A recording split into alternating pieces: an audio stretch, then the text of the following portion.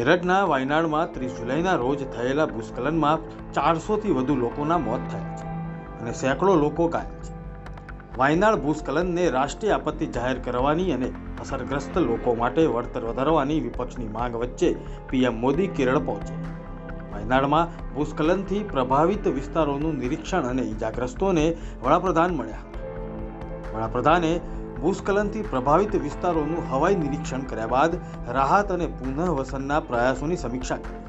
આ સિવાય પીએમ અસરગ્રસ્ત પરિવારો સાથે મુલાકાતે પણ પહોંચ્યા. હવાઈ નિરીક્ષણ દરમિયાન વડાપ્રધાન નરેન્દ્ર મોદી સાથે કેરળના મુખ્યમંત્રી પિનરાઈ વિજયન પણ હાજર હતા.